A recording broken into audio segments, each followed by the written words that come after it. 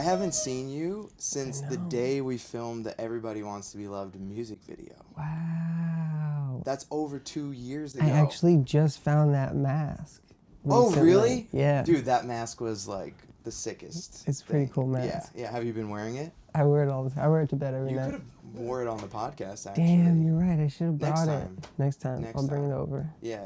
We can have a little, like, luchador party. Yeah, that mask was a pretty crazy find. Yeah. I remember when we were trying to figure out the outfit for that, we were in the Army Navy store, and then, like, the last thing we saw was just this, like, mask, and I think it's like a liner to a gas mask or something. Yeah. And that mask ended up making the whole, music thing. video, which is just, like, incredible. Became such a narrative. Yeah.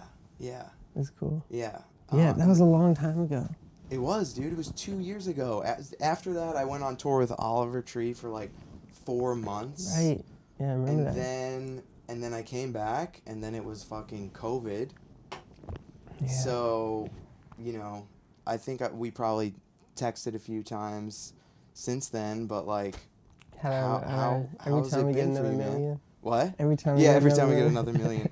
Well, I definitely want to talk about. Actually, first I want to take off this watch because I don't want to have like any connection to time. Everybody Wants to Be Loved. Like, I am so grateful for that song. I'm so grateful, and I want to get into the story about like how that song came together, because for me that was like a really strong creative challenge, because we met, I think it was 2015. It was a long time ago. Like a long we started. time I mean, ago. that song was like a couple year long process. Oh yeah. Well, that's the thing. Like, and that's what I wanted to kind of like talk about on the podcast was basically we met. I was living in Vibe City, Utah, super small studio apartment. I don't even know if I had that couch at that point. I'm not sure if I did. I don't think so. But basically, when I met you, I just felt a very strong connection to you, and your voice. But your voice just has this like resonance to it that's just incredible. And when we tracked the core idea of what became Everybody Wants to Be Loved, yeah. I was like so obsessed with it that I went to be honest, I went crazy with that song. And like it had a lot of iterations. I made probably, no joke, maybe 50 to 75 different versions of that song, if not 100. And you were so patient like throughout the whole process, and honestly it was just me second guessing myself, because I was like, this song is so great. Yeah. And our collaboration has to be so good that I put so much pressure on myself. And then finally... We went back to like the first... We went to the middle, I think. Because the first one was just, there was kind of like just like a bass and vocal. And that was when I was going to be like really experimental. Yeah. Then there was like another drum on there. And then it was like...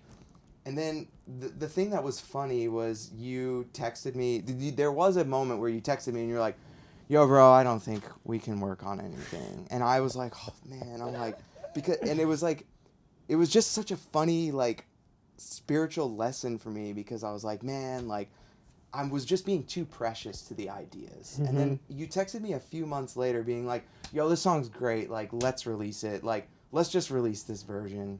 And I was like, I think I actually was like, wait, no, I'm going to work on another version. And I think I made like 5 more versions of it. And then finally you're like, no, we're good. We're just get me the stems, And then you guys finished it off, and it was just incredible. So like, I just really want to thank you for having that. Absolutely. That vision for where the track could go, and your patience with me, you know what I mean? Yeah, I mean, from the beginning, it definitely was like a special idea. And, it definitely like came from the weird connection that we had, and like we kept like running into each other in places and like around the world. Yeah. I mean, the other thing that's crazy is like I was hanging out with you the night that I met my wife. Right. Yeah. And like that's also like really fucking crazy, man. Yeah, because it was a wild, like crazy night. We were in Paris, and as soon as I flew into Paris, the day that I got there, I went and saw you at your dance performance. Right. Which was incredible. That was a great time. I yeah, remember that. like it was just like this, every aspect of like our connection has been like, you know, it's a pretty wild, it's been a pretty wild ride. Like nice, spooky, and wholesome. Yeah, and like that dance performance that you gave in Paris was incredible. I'm a really big admirer of dance, and to see your performance like there in Paris, like in that place, it was a cool spot. And then I remember just like having some champagne after, and then I think we had pizza, and you know, just had a nice Parisian night. And then the next day, I performed at the Kitsune Club night. Yeah, and we came. And you came. You were right in the front. Yeah, danced my face off. Dance your ass off, and it was the worst show. It was the first time I ever played alone on a stage ever in my life, because basically, up until that point, I had played like 3 nude shows with my friend Sean, and I got this French booking agent who then brought me back.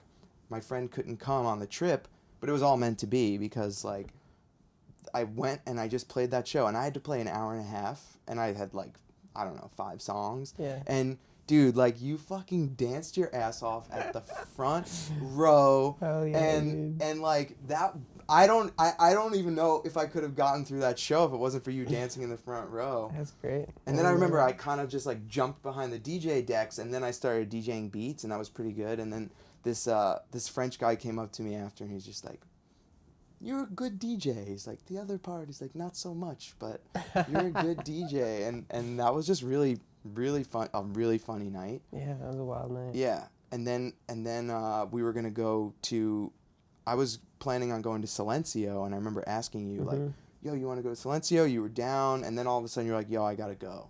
And then so you left, and then I went upstairs to the green room, and that's when I met Audrey.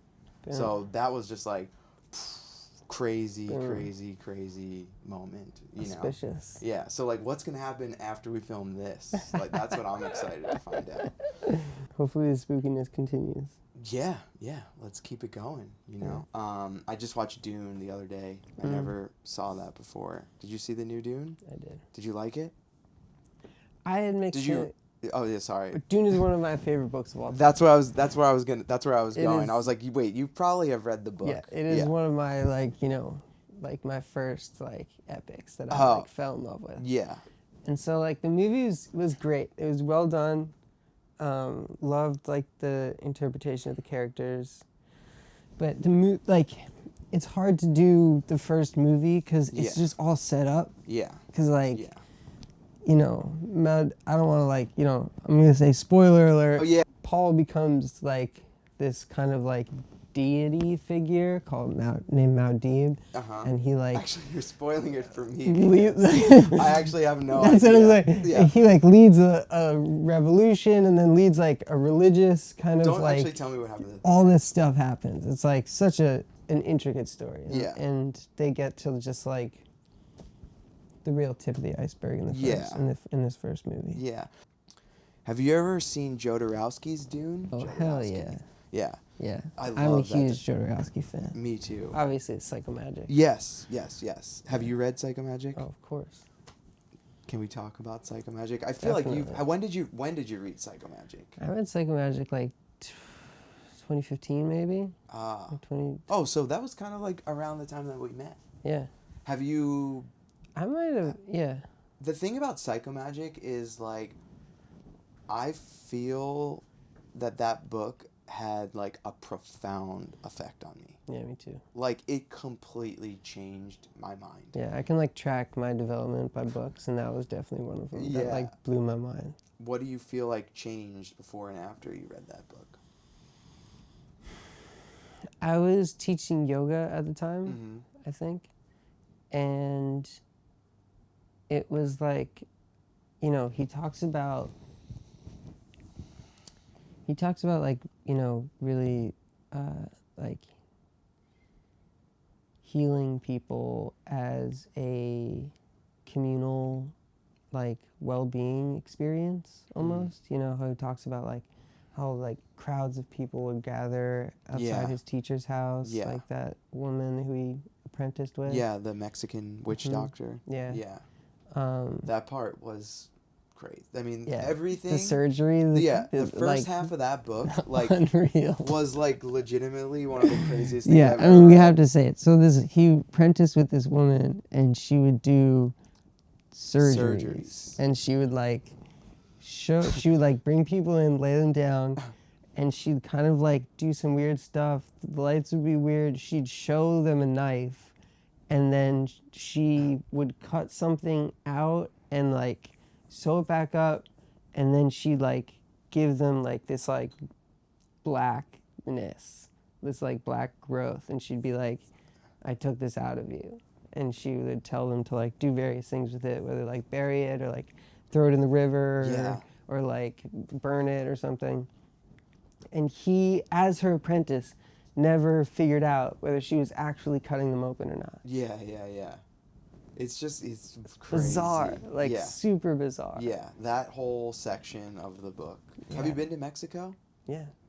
I've only been to Mexico for like a couple of hours one time. Mm-hmm. I've never like spent a lot of time there. That book made me, because he talks a lot about magic and like, you know, both sides of magic for dark magic and light magic and Mexico is such a wild like spiritual amalgam of like Christianity and, you know, the indigenous like various folk religions, and it's just like so it's nowhere else in the world did you know Christianity mix with something else like that well and that like seamlessly, you know, like it's like it's like nothing else. Like Christianity is different there, and it's all like melded with the ancient stuff. Yeah, it's so interesting. Where did you go there? Did you ever play down there? No, I've never played. I've been a bunch of times. I've been to like Tulum. I've been to like Cabo. I've been to like Puerto Vallarta, and I've been to Acapulco. Nice. I had this really crazy... A lot of beach spots. Yeah, I went to these crazy ruins in outside of Tulum once, and like we were walking, and like it just started like, you know, downpouring, like you're in the fucking rainforest. Yeah. And we just like all like, instead of just like everyone was just like out, and we were just like fuck it, and we all just like started sprinting, and we just like ran to the top of this pyramid. It was like a really magical moment. Yeah. Wow. Did it stop raining when you got to the top? No, it rained for the next like 5 hours. Oh my god. We were all just like running around these ruins. Yeah. Like, in the pouring rain. Wow. It was really good. Yeah, that sounds incredible. Yeah, it was nice. The thing about psychomagic for me is that I felt like that book healed something in myself that I didn't know needed to be healed. Mm-hmm. Like when I finished it, it started this process of healing in myself that like has been just extremely transformative. And it was interesting because it was actually when I was on the tour with Oliver, his keyboard player Casey had the book. Mm-hmm. He's the one that introduced me to Jodorowsky. And he's like, oh, you got to read this. And I saw it, and I was like, I have to make an album called Psychomagic. Yeah. Like, Psychomagic. I keep it right next to my bed. Really? I actually lent it to my friend Sean to take to Hawaii to put sand in it because, like, the sand in Hawaii, I just, like, is so magical to me. Yeah, yeah. So, he told me that he did that. I'm waiting for him to kind of give it back because this book is special. And I actually did give my copy of New Earth, my copy, you know, like the one that I read 4 times and did also take to Hawaii with me. And the day I finished reading New Earth, I landed in Hawaii after I was just going to visit friends there, and I was like so high, like, and I wasn't even smoking weed, I think, at this time. And I was just like so high from just like the energy of life, you know? So the magic of Hawaii is really special to me, and I wanted to put that in the book, you know? Yeah, I made a music video in Hawaii. Oh, you did? Which one? It's a video for my song called Concrete. Nice. And it was just like on a GoPro. Me and my friend Adrian were working on a farm down there. Oh, nice. Where? In Maui? No, in Kauai. Oh, cool. Yeah. I've never been to Kauai. It's like wild, dude. Yeah. It's like so undeveloped and just like a little bit rougher and like more like granola a little bit than the other islands. Yeah. I like that, more granola.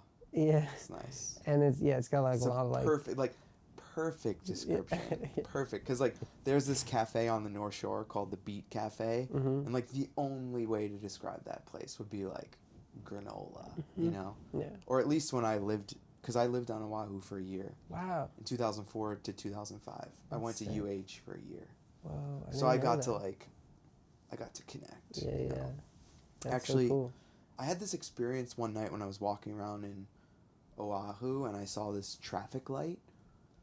And I just stood and, like, stared at this light for probably, like, 30 minutes. And I was, like, looking at all of the dimensions. And like I said, I did not smoke weed at this point. I didn't do drugs or anything. Like, I was just, like, having this experience, just observing the space around this light. Like, it was the first time I could see space. Mm-hmm.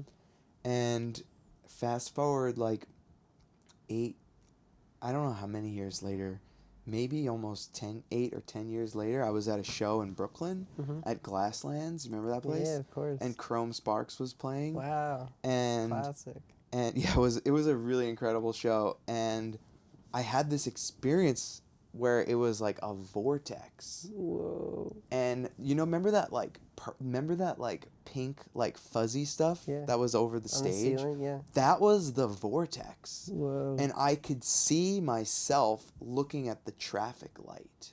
Whoa. And it was like I was looking at the traffic light from this perspective in 2004, and then in 2012 or 13, I was looking at the light from this side. Wow. And the crazy thing was that at this side, I was the person that I wanted to be when I was in Hawaii. Because when I was in Hawaii, I was like, I want to move to New York. I want to make music.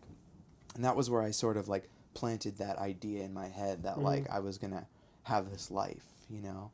And then I did have another experience. So in that moment when I was in Brooklyn, I realized that, like, oh my God, at the past, I saw the past, and, like, I'm the future version of myself. I need to now connect with the future version of myself, and I have to project myself into the future. Right. And I was like,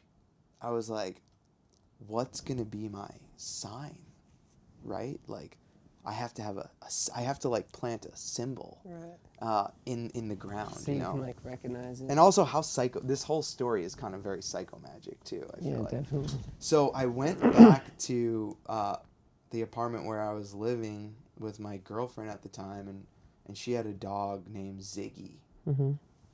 And I was petting the dog, and in my head I was like, that's the sign, right? So I was like, okay, interesting. Like petting the dog or the dog itself? I don't know. It was just like, it popped in your head, and it was like, okay, that's the sign. But I remember thinking, just because in my heart I knew that I wasn't in the right place, and I remember thinking, like, I don't know if that's a good sign, because by the time I get to where I want to be and project myself to be, I don't know if I'm going to see this dog, And it was actually in December of 2019, after I had just done all that touring with Oliver. We were in Europe for Christmas time, and I was in Amsterdam like a few days before, like after Christmas. I went to Amsterdam with my mom, and basically I like went for a walk to my favorite coffee shop, which is Barney's Farm. I always get a lighter from there. Barney's, shout out Barney's Farm, my favorite coffee shop in Amsterdam. And I was going to walk there, and I think it may have been actually Christmas Day or the day after Christmas. It was Christmas Day. I wasn't sure if it was going to be open. I walked there from the hotel.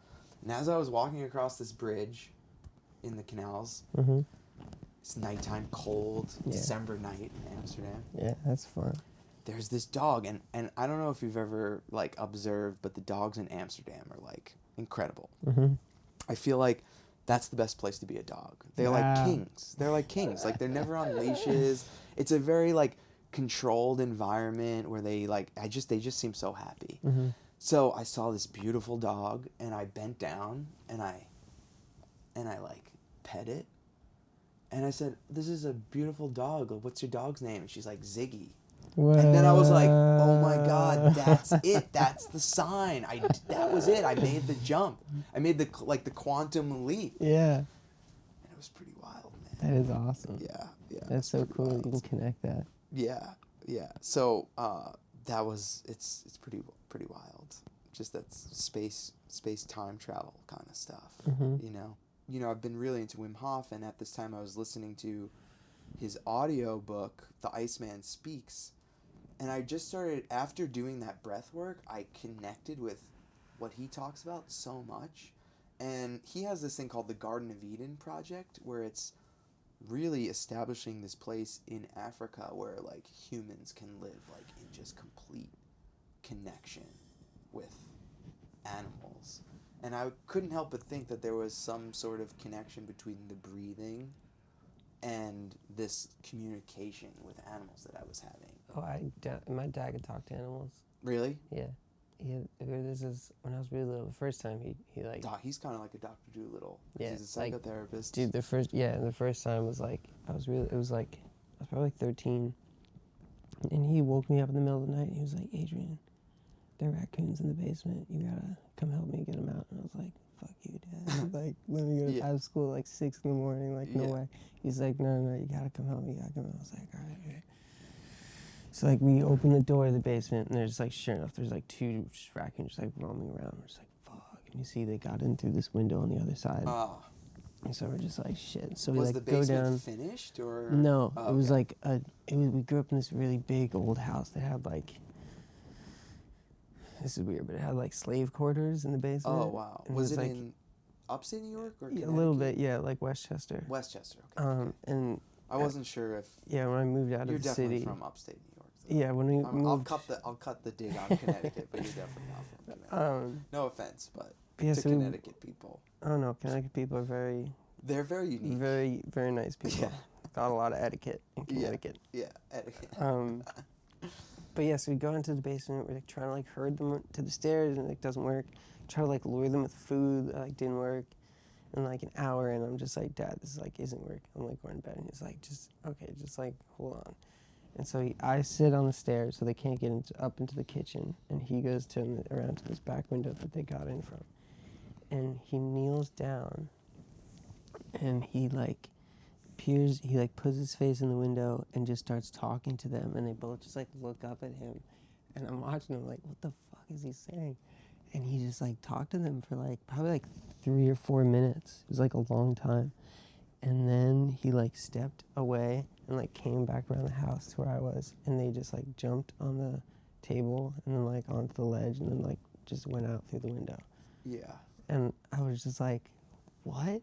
Like, wow. What did you say to them? He was like, I just told them that like, you know, that like they couldn't be here and that I wasn't gonna hurt them, but like that I was just like needed to protect my family, and that like they just needed to go, and that this wasn't a place for them. Yeah. And I was just like, okay, I'm going to bed. Like, wow. I was kind of like pissed in the moment, but like, you know, as I've thought about it and years later, it's like been like a wild thing that happened. And like similar things happened like that throughout my life with him. And it was just like, what? Is he a vegetarian? No. Are you a vegetarian? No. No, he's just like my father has like a very super calm energy. And it's like, I think... Is he a Capricorn as well? He is.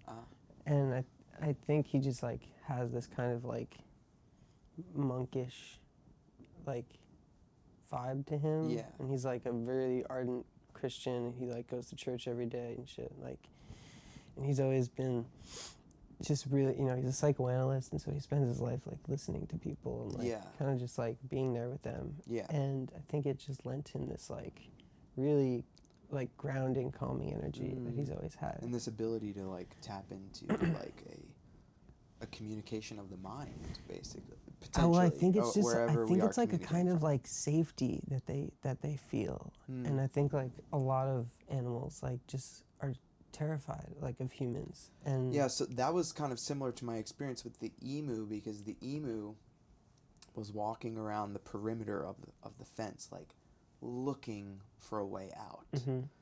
And I saw in its eyes a similar sort of craziness as that bird in Amsterdam.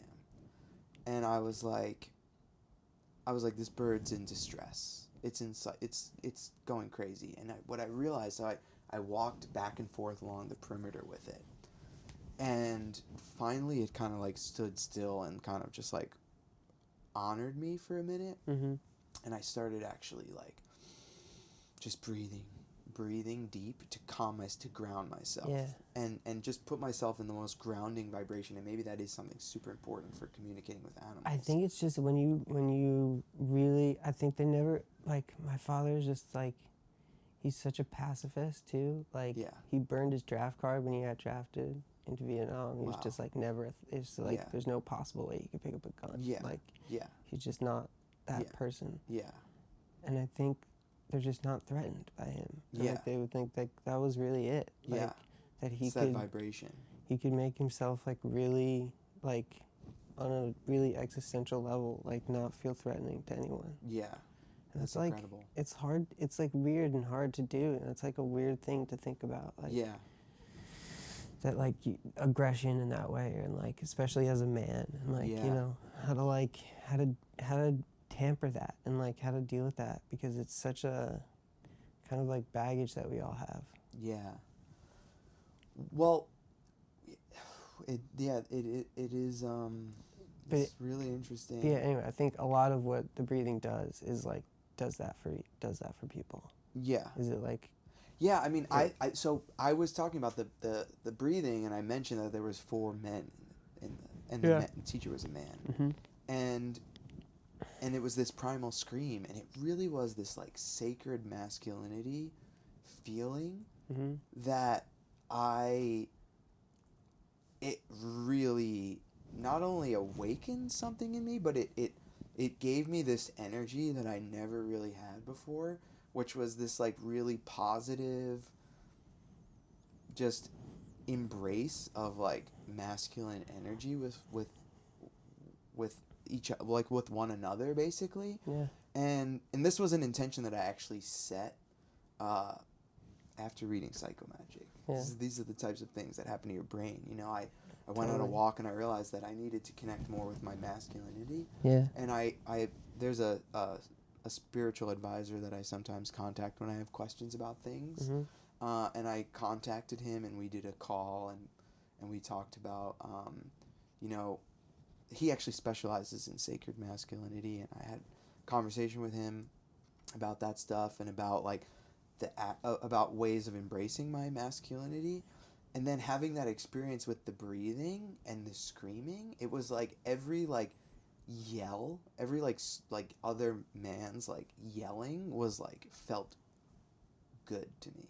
Mm-hmm. And we were sharing this like energy that was just really it's like a weird, like, to express the masculinity these days is definitely like, it's a weird thing, because it's like, it's and you know what's it's funny, not that actually? It has been like vilified, but it's like people have misused it in like a lot of ways. Yes, I feel like most of the time. I feel like masculinity is so misunderstood. Yeah. And it's really interesting, because I don't know if you remember this, but I kind of remember everything. I have that type of, mm-hmm. like, I guess I have that type of awareness in the experiences where I just remember so many things so vividly. And last time we hung together, where we smoked one of these joints, we actually had a conversation about this subject about masculinity and you know, feminism. Yeah. And because, like, you know, Audrey's really passionate, we just talk about that all the time, like all the time, the yin and yang. You know, we're always talking about that. And at that time, I was also making songs like "Turning Up the Goddess Way," and I've always put a female empowerment energy into like almost all of my music. That's why I love working with female voices. Like, I'm so passionate about like empowering feminine energy, and maybe that is actually my masculine quality, is that I'm looking to protect and enhance the feminine energy. Mr. Libra needs to exactly. balance it all out. Exactly. But the funny thing is that we talked about this, and you said to me, you were like, I think that just both energies need to just like embrace themselves more. And that's, you know, fast forward 2 years later, this is what we're talking about now. Yeah. We're talking about like embrace that. I feel like the secret to that harmony on our planet is truly balancing the masculine and the feminine. But and I actually wrote a lot about this. So when I travel, I'm always like writing down my ideas, you know, my observations. And I wrote down that I felt that cities also are some cities are masculine, some cities are feminine. For example, I feel like Berlin is a really masculine city. It's energy. It's just it's a pure shot of a certain type of energy. Whereas Paris, I feel like is a very feminine city. Definitely. It's light is when you think of the art that has come out of that like Paris, pulls you in. it's this like it's just this like beautiful lush garden. You know, same thing Amsterdam. Amsterdam I feel like is a very feminine city. But it you know, you want to go a little crazy. I felt like Barcelona was also very masculine to the point where Gaudi, a lot of the architecture is just like phallic. Yeah, totally. And it's like Gothic too. Very very masculine. Yeah. And I realized that these cities kind of like balance each other out, and it's kind of no wonder why a place like Europe like erupted in so much violence for so many years, is because it was really the balances of like these masculine areas and these feminine areas. Interesting. And I observed that, but I've been really interested in observing the balance between masculine and feminine energy in like everything. Yeah, when I was dancing with Matt, we really like explored that a lot, because like, you know, whenever there's like your dance in Paris that I saw. Yeah. Whenever there's two people, there's always an immediate kind of like power dynamic. Yeah. And those power dynamics are like really kind of always I think like involved in gender dynamics and relationship dynamics. And so many people would ask us if we were in a relationship like after dances, and we were like, no, we're like friends. We're like two straight men. We're just like, we really explored how to like kind of like get into our like more like feminine selves, and then like get into the masculine role and really like move between them with one another. Yeah. And that was like a really interesting experiment to try. And I think people weren't, I think it confused some people. And they were like, are you gay? You know, and we're like, no. Like, we're just like been asked that question playing with it, you know? Like, it's so funny, like, when, like, people just make those assumptions. And not that it would be fine if we're totally gay, valid, like, but no, we're not. We're just like, we're just playing with the kind of like, the roles that straight men don't usually share with one another. Yeah.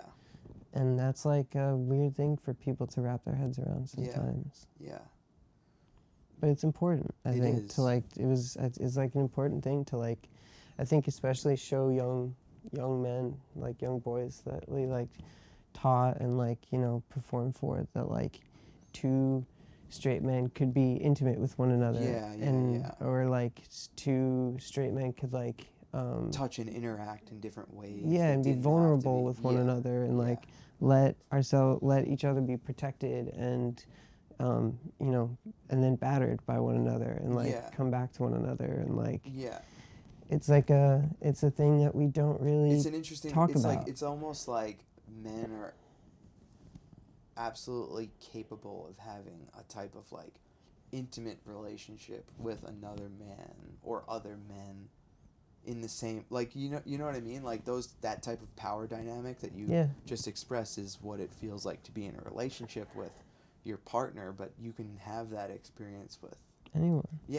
And I think, you know, you can like either like really get deep into your relationships or not, but I think it's like where we learn most about ourselves is like in relationships, and when you kind of like bounce yourself off someone else. And I think like there's a lot of conversations about gender and like gender identity these days, and I think it's important to educate young men on like really how to, you know, kind of explore the spectrum of their own like levels of intimacy with people. Yeah. And to not be just. Well, that's why I actually think that the trans movement specifically is so inspiring and so important for where we're at in the evolution of our species, really of our consciousness, because it's doing exactly what you're just saying. It's challenging people to confront their relationship with their own energy inside of their body and how they're connecting with people.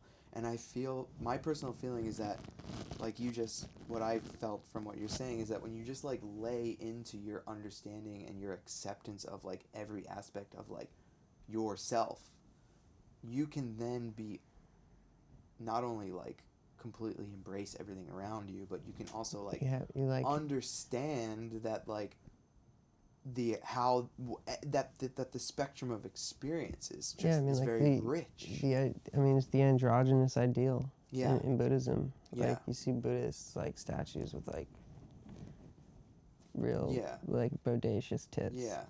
But it's like shout out again. Shout out to tits. Yeah. 2 straight guys over here. Yeah. Like cliche. But yeah, no, like there's all these like ancient statues of Buddha that just have like, really like feminine curls and like a very like voluptuous bosom, and they always knew that like in order to be complete, like part of enlightenment was like completion of the duality between genders, and like it's so necessary for people to like really explore like how the other half lives inside of them. Yes. Yeah, it's crazy, man. And I'm glad it's our the culture, age of Aquarius. that our culture is like really beginning to do that. Like, in a real way. Yeah, I think like if we lean into all of the positive things that are happening on the planet right now, I think people would be pretty fucking stoked. You know what I mean? No doubt this is the best time to have been born in the world. Yes. For most people. Yeah.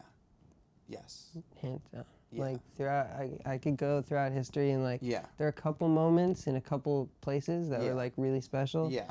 You got like at least in the past 15,000 years. Yeah, of course. But also I think this is the best. This is the safest. We're all playing more. We all have the ability to play a higher level character in this video game than we did several hundred years ago. Yeah, definitely. I've thought about this, kind of talking more about like time travel, and sometimes I do like meditations with just tones on, where I'll just like put in some solfeggio frequencies and just like zone out for like 20 minutes. And I was listening to one at a certain frequency, and I felt like I felt an energy of like the Middle Ages, like a 1200s kind of vibration in my spatial awareness. And I realized that I needed to send my energy back to that time to help free up some of the energy that was holding back the evolution of people at that time. And this is before I even read Psychomagic. Yeah. And that's basically like a huge part of Psychomagic is sending the energy from yourself to your past self to heal yourself. Or to like let go of those traumas. And let go, and just like, and guide you to the present moment. And I feel like we have the ability to send our energy back. Well, okay, so here's a challenge to that. Okay. I'm not so sure it's back.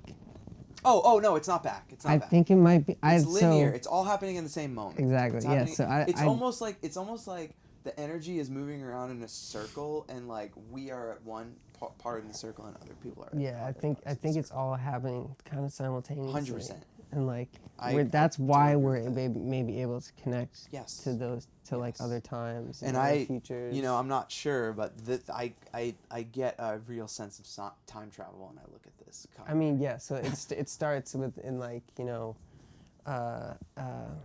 Bohemia, and then it goes all the way to like present day. Interesting. And I just want to like just kind of talk to who's ever listening right now or watching this.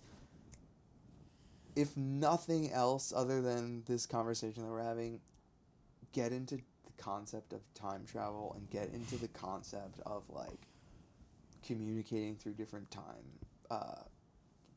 time moments in time, because that, I don't know why I've always been connected to that, and it is actually kind of a theme of this conversation because I talked about the light in Hawaii.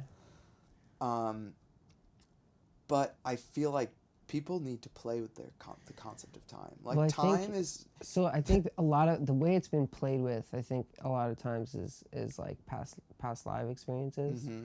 Have you ever done past life like regression? Yeah. I've done stuff like that. I have a friend who's really good at it. I hope to have him on the podcast. That's cool. Yeah, Shout I've done out Nomad. Nice. Yeah, I've done some stuff like that, and I think it's like, actually, I was reading a book about the kind of Gnostic Gospels. Oh, interesting. Like a lot of the apocryphal Gospels that were taken out during the Nicene Councils. Wow. And a lot of them are like kind of like touch on past life stuff. Really? And like a lot of like, there's like a school of people out there who think that like that was the main thing that they removed from Jesus's like philosophy. Was what? Was that he like preached about like past lives. Ah, interesting. And like time travel and shit. Interesting. Yeah. Wow.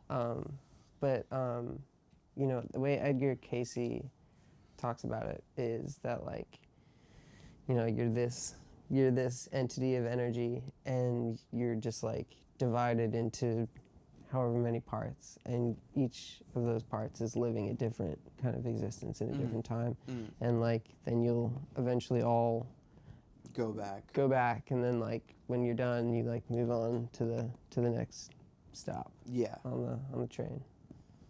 Wow. On the train of like interstellar existence. Wow. So this is just a stop. And it's just one piece of a stop. This is just really our stop, but at the same time, we're the same thing. Yeah. Yeah. So this dude once told me that I died in this battle at Verdun in World War I. Interesting. I think you told me about this before. This sounds familiar. And I died in this battle with my cousin and my mom. We were all part of this like battalion. Oh, wow. Yeah. Oh, wow. And you guys came this life, you guys are in a family? Yeah, so you can like travel in like groups. A lot of time there are like groups that travel together. Yeah, I mean, I definitely like, there are people in my like life that I know that like, this is a different... And a lot of times like they'll take... But we're a group, like, you know what I mean? Yeah. Like there are people that you like are just like part of your family. But it can be like 2 people, it can be like 20 people. Totally. And they'll all really, be like it's everyone. different things. Yeah. Like, I mean, you know, like in this book, he talks about how he says this prayer, this Egyptian prayer, every morning, and it like this guy like swears by it. Wow. And he's like, do this prayer every day, like every morning, as soon as you wake up, the first thing. Like, it's like you pray to Ra, you pray to Horus. There was a time where I was doing it for a while. I've like fallen off. Yeah, it's hard to like. It's hard to keep up. I know. Every day. But it's like, yeah, you pray to Horus. Can you send me a and link Isis to that? And Ra. Yeah, I'll send you a link to the prayer. Yeah. It's like I gotta find it again. But yeah, he's like, you know, like anything, like good fortune will just come to you. Like it's just like when you align yourself with certain like spiritual archetypes, like there are just like certain frequencies that you just like can attract that are just like super powerful, I think. Interesting. Have you ever heard of people doing like angel work? This is getting like really esoteric. Well, I'm really, really, really into angels. Yeah, like angel work is I have an angel crystal right next to my studio. Ever since I moved to this house, I've been really passionate about communicating with angels, and actually I have like an Instagram that's called 444 Notes. Nice. And look, it says 444. I'm like really big into angel numbers.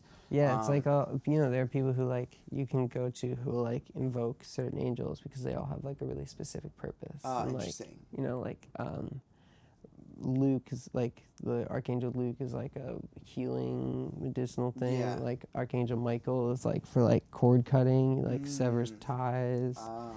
Because he has this big sword and stuff. I gotta dive. Like I gotta dive like, into the a lot of archangel like work that you can like. They're just like, and yeah, they're just different spiritual archetypes that like you can use. Yeah. With all that said, with like all the Having universe said that we just talked about, yeah. And this is what I love also about this is like this is totally connected to what you create, what I create, what we create. Yeah. And like this goes into our music, and I think like it's for me it's I'm just so interested to talk with creative people like you about like the things that they're playing with, because I think the greatest blessing about being an artist and being a creative person and having the existence that I am having is that I have time to like really contemplate and play with and focus on concepts that are so like interesting to like play with, and most people amazing. don't have the time to let themselves think about those things. I want to know, with everything that we just talked about, how it's like affecting your music creativity and what you're working on right now and like what you're inspired by creatively. Yeah, I mean, like I think a lot of it has to do with like the way I think I approach questions and like approach my place in those questions, kind of like, because songwriting is such a personal thing. It's such like an introspective experience for me. Yeah. But at the same time, I want to tell stories and ask questions that other people can identify with and understand. Yeah. And so there's like a real like fine line that you need to tread between going as really deep and personal as you can get, but in order to get to a universal place, I've been trying to probe myself for the universal in a way, to like find out what I'm going through that I think everyone else is going through too, because I think we're all having really similar experiences, and we're all human beings, and like the kind of human life kind of follows a pretty natural and like usual trajectory and cycles. Yeah. And so if I'm going through something, it probably like a billion other people are going through it as well. Yes. And so I'm trying to try to probe myself for those instincts that you feel, and those calls to action kind of that you feel. And so this idea of calamity evangelism is one of these perfect setup for that. Is one of these ideas that I think I've come to like really kind of like pinpoint in my own experience that I've like had an issue with in experiences, or like been like wanted more out of an experience or something, or had conversations with like people that I thought just like were missing the point a bit. Yeah. And like, a lot of it comes from like there's this whole culture of like victory, and there's like victory fetish in our culture right now, and like you have all these like competition shows where like people win prizes for doing various tasks, like getting the ball in the hole, or like being the best singer or something. And it's so like winning oriented that it just like kind of like defeats the idea of like wholesome competition in the first place, and of like play in the second place. And I think there's this like inherent need for more acceptance of failure, for more acceptance of confusion and like vulnerability in the face of the magnificent, or like or the mundane. Like, that like it doesn't, you can like not know what to fucking do, and it's like okay. And that like don't have to have it, not that only that you don't have to have it all figured out, but that like maybe you shouldn't have it all figured out. Like, because if you have it all figured out, then you're done. Then like you're done learning. And like, so no one has it figured out. So I think calamity evangelism and like kind of that idea I'm playing around with is just how do you accept more failure from yourself? How do you accept more confusion from yourself? And how do you rely more on questions than answers? Basically. You're an incredible person, and I love like getting to talk with you. It's wonderful to like dish like this. Yeah, man. It's rare that you can do this with someone. Yeah, and I'm really happy that like, you know, like from that time period when I first moved to LA, I'm happy that you and I have had moments throughout this experience in different moments throughout that period of time, because it was a really special period of time, as will be the next 5 years. You know, on Vibe Mountain. Keep vibing. Yeah, keep climbing. vibing.